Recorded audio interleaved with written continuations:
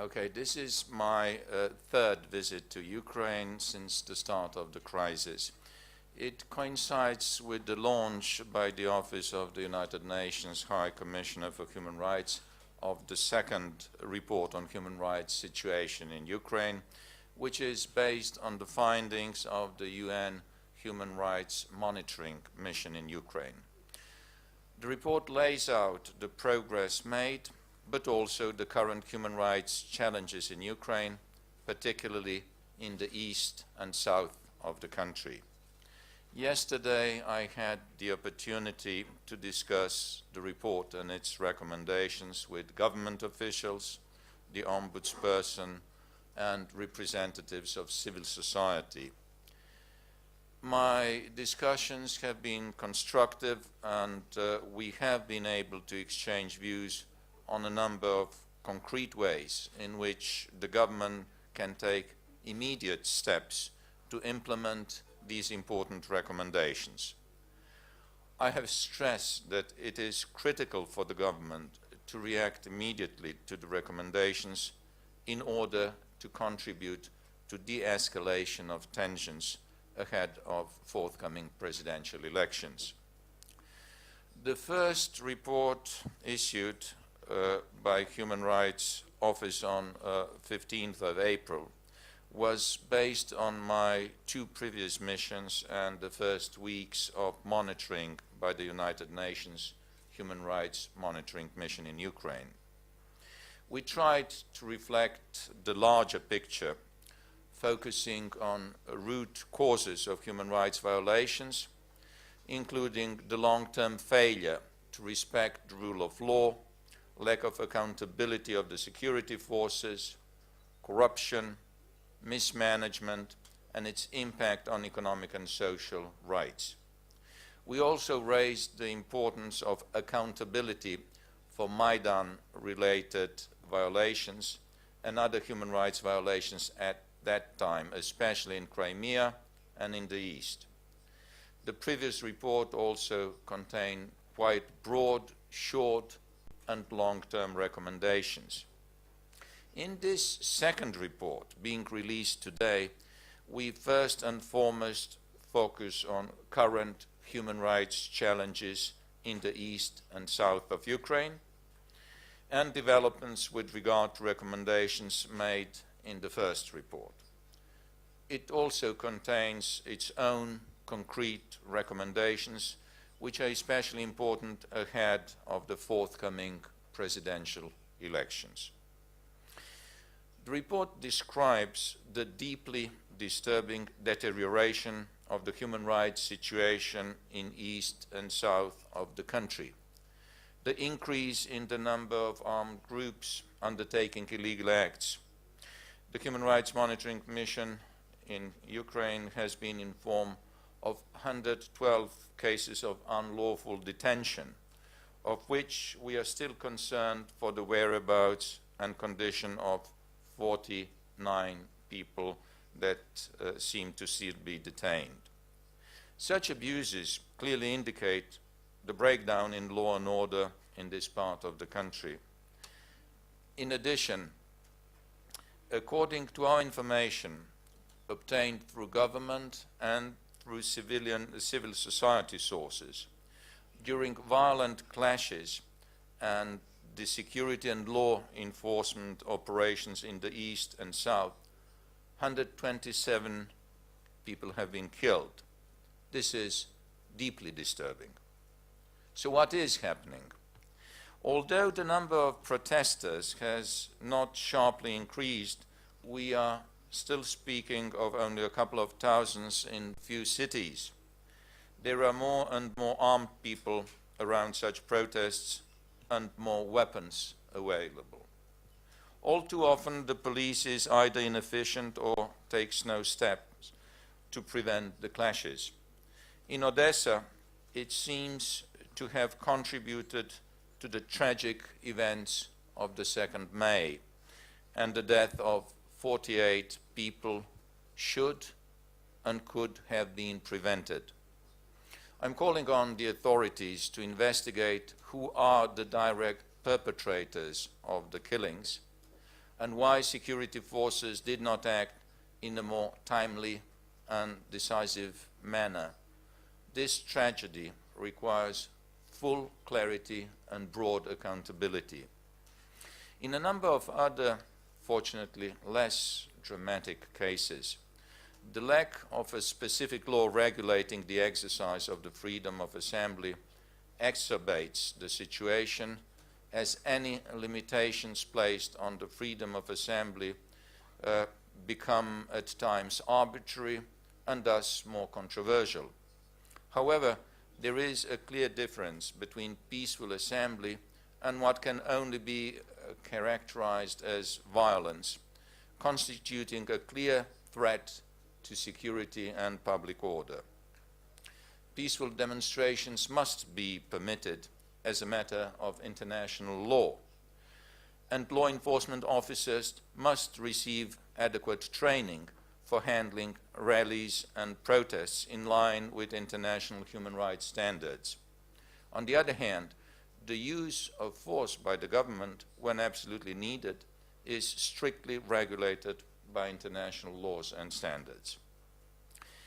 In the East, there seems to be a mutual reinforcing effect between hate speech, inciting violence, and the ensuing violence, which then serves as a justification for further hate speech. This is a vicious cycle that must be broken. Since the beginning of the crisis in Ukraine, going back to the Maidan protests, so from November 2013, and including the situation in Crimea, the current illegal acts of the armed groups and the response of the security and law enforcement operations in the eastern regions, as well as the second May violence in Odessa, the Human Rights Monitoring Mission has received information that about 250 people have been killed, including local residents, national security forces, and armed groups. Any further arming of protesters and their transformation into paramilitary groups must immediately stop. Armed groups should be urgently disarmed. All who have influence on these armed groups should use their influence constructively in order to prevent further violence. Whoever incites violence and arms protesters, transforming them into paramilitary troops, can be held accountable for the tragic consequences. From the beginning, I have continuously raised the need to urgently curb the use of hate speech. This becomes doubly important ahead of the forthcoming presidential elections on 25th May. I am calling on all presidential candidates to use the days remaining until the presidential elections to send the message of peace and reconciliation and of avoiding violence to the people of Ukraine. Constitutional amendments that were announced and the intention to discuss them through national consultations is the right approach to de-escalate tensions and create atmosphere conducive to the implementation of the Geneva Agreement. However, as civil society representatives whom I met yesterday conveyed to me, these national consultations should be inclusive and open to civil society, including peaceful representatives from the east of the country critical of the government. The government, as well as the international community, should send a clear message that there will be accountability for crimes committed, regardless of the ethnicity or political affiliation of the perpetrators. In this current situation, everyone, be they ethnic Ukrainians or Russians, Russian or Ukrainian speaking, with wider negative regional consequences. However, I firmly believe that the point of no return has not been reached in Ukraine, and we cannot allow it to be reached. The UN stands with all Ukrainians, regardless of their ethnicity and political affiliation, to help to prevent such a tragic outcome. The report also contains a chapter on the situation in Crimea in light of the United Nations General Resolution 68/262 on territorial integrity of Ukraine. From a human rights perspective, it is essential that residents of Crimea are not negatively affected by the implication of the changing effective legal framework on their human rights. No matter of their citizenship, people who live in Crimea should have equal access to employment, education, health, and other social services. Special attention should be paid to the situation of the Crimean Tatar people and their rights as indigenous people. Yesterday I had the opportunity to speak to Mr. Dzhemiliev, the historical Tatar leader. It is highly that their 70th anniversary commemoration of their forceful deportation from Crimea, scheduled for 18 May, remains calm, and that their right to freedom of assembly is fully respected. All those involved should use restraint. The situation is already difficult enough. Over the next few days, I plan to travel to Donetsk and Odessa before returning to Kiev on 19th May. This will enable me to follow up on some of the serious human rights violations that have been highlighted in this report, as well as some human rights concerns that have arisen since 6 May, the cutoff date for the report of the UN Human Rights Monitors. It is highly important to diffuse tensions after the unlawful referenda in the region of Donetsk and Luhansk and ahead of presidential elections. The next public report on human rights in Ukraine is due in June. It will, inter alia, highlight any progress made in the human rights situation, as well as any negative consequences of the political and security tensions on social and economic rights for those who live in Ukraine, especially in the east of the country. Thank you, and I stand ready for your question. I will be accompanied by Armen Harutyunyan, head of the United Nations Human Rights Monitoring Mission. You may address questions to him as well. Okay.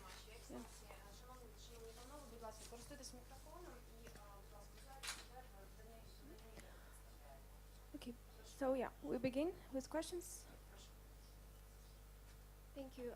You have just talked about Crimea and the situation there, and you said that it is important that Crimean Tatars have hold the remembrance ceremonies in peace and calm. And this morning we have received reports that the Crimean Prime Minister Aksyonov has banned all peaceful assemblies on the peninsula until 6th of June in relation to the situation in the east of the country. How would you comment on this? I haven't seen it. I do not know whether it's a legal act, but I should first read it.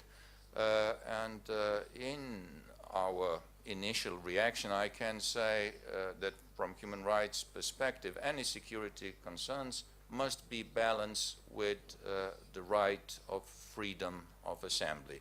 I will be able to comment that after I read the alleged act. We have next question. Carol Williams with the Los Angeles Times.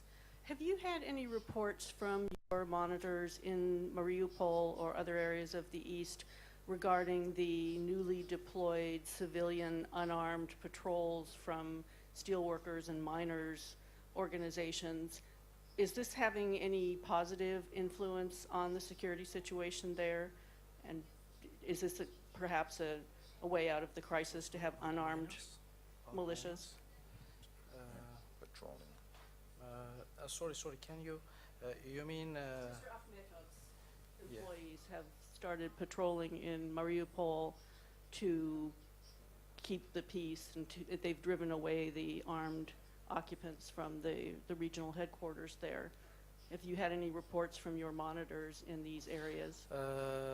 In this report, it is not reflected because this report, but we are receiving some information about this as well. We are working on that, and of course about after the verifying with other, because usually we are verifying all information which are receiving from one sources, and really if it will have such impact, it will be reflected in our next report. Would you regard this as a positive development? It is now we have to verify with other sources of information. After analyzing that, we can say, because now situation and this information very controversial. It is difficult now to have a very concrete position on this. We have next question. Hi, Adam Reichert from New Eastern Europe.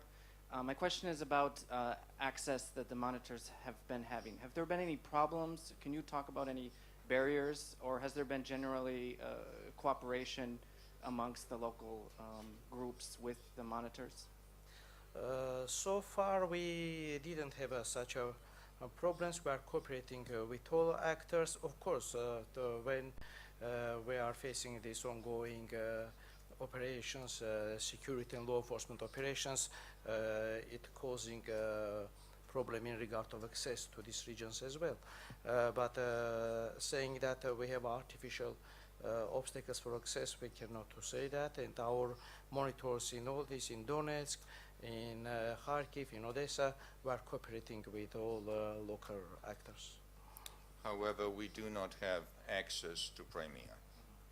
We have next question in Russian, so I'll give you translation if you need. Международный отдел Центральной радиосоти Майдана. Скажите, пожалуйста, в связи с резким обострением ситуации на Сходе,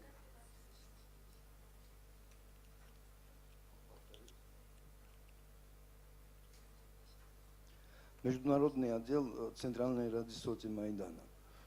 Скажите, пожалуйста, в связи с резким обострением международной ситуации на Сходе Украины, на Востоке, собирается ли ООН более конкретные шаги сделать для развязки этой проблемы? Например, ввести какой-то контингент миротворческий?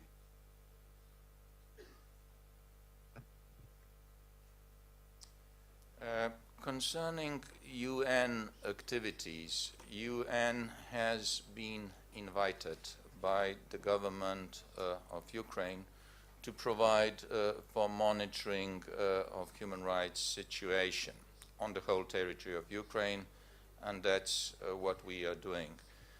Secretary General is also involved on a high level in encouraging the dialogue to overcome difficulties in the country. So far, these are the only UN activities that are taking place. We have next question in Ukrainian. Новости Донбасса. Вы не могли бы уточнить вот эти 49 человек, чья судьба остается неизвестной, кто это, какую сторону они представляют, и что, по вашему мнению, сейчас с ними происходит, где они находятся?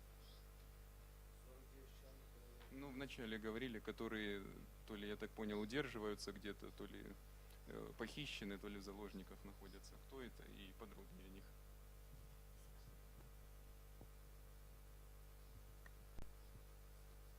These 49 people are people on which we are informed by two sources, civil society sources, and I yesterday talked to prosecutor's office. Data from prosecutor's office are that 49 people are illegally detained right now. It corresponds very much with information of the civil society. In addition to these 49, there are also some missing persons. And from the civil society sources, we were hearing about 83 cases of missing persons. Of course, missing are missing, and it takes time to find out what really happened to those people. Next question. Lucian Kim for Slate and Site Online. My question concerns your information about the human rights situation specifically with the Crimean Tatars. For example, Mr. Dzhemiliev cannot return to Crimea. Do you have any more details about that? We are concerned with the list of names, and Mr. Dzhemiliev is just one of them, who are prohibited entry into Crimea. We are giving it a close look because we consider that it might be a case of violation of their human rights. In this report, we have a chapter dedicated to the human rights situation in Crimea. The concern that we have is that the legal framework that is currently implemented in Crimea may have detrimental consequences on some rights of people, right to education, right to employment, right to various social services. We are also following a situation in Crimea very cautiously and will continue to report on it, although we do not have physical access to Crimea. I would like to mention that the hard copies of both report and of the statement will be available on the desk, so you can give a look into the report. When you say people whose rights are infringed on, you mean specifically Crimean Tatars? Yes, I was referring primarily to Crimean Tatars, but also potentially on some other people who did not obtain a Russian nationality. We have another question. Hi, Roe Rettenberg from CCTV News. You mentioned that you reviewed your report before its issuance with Ukrainian officials. I'm wondering if it was also discussed with, in some way, with Russian officials, if they're aware of the report, if they've been given a preview of it. And you mentioned accountability regarding those who are encouraging or supporting the arming of groups, and there's been accusations of Russian involvement there in the past. Could you define accountability? You mentioned it 3 times. Can you explain what that means and how it would be, how we would see that kind of accountability? So let us start with the accountability issue. That accountability can apply to anyone who incites violence or who arms protesters, which transform them into paramilitary troops. And anyone involved in such an activity may be facing legal consequences, no matter of nationality and no matter of status, whether civilian or military. The other question that you were interested in is? This report has not been discussed, but has been shared in advance, I think 24 hours in advance, with the Russian Federation. We have also received from Russian Federation communications about alleged human rights violations. Some of them have been addressed in this report, and I do believe that the ones that were not, because of the cutoff date of the report, which is 5th of May, they will be reflected in the next report. Can you elaborate on some of those, the concerns that were raised by the Russians that your team investigated? It was a long list, and Russian Federation presented also something they entitled White Book, containing a lot of alleged violations. I can just assure you that we are paying equal attention to all allegations of human rights violations, and if after investigating it in a sense of human rights investigation, we report on them if we consider them serious.